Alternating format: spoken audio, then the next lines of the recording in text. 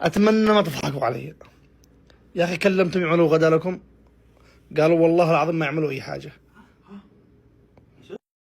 والله يا محمد، والله يا ياسر، والله العظيم. والله طلعت ضعيف شخصيا يا اخي مش بالله، طلعت ضعيف شخصيا من الساحه. ها والله العظيم عند داخليه حكومات.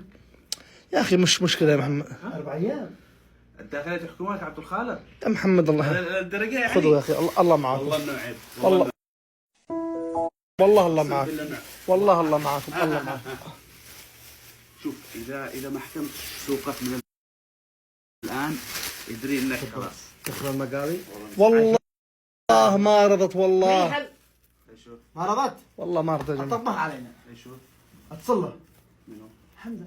اوه خلاص الموضوع عندي. كيف يعني؟ والله الموضوع عندي خلاص. تصله بس شنو؟ ايش؟ والله ما تدي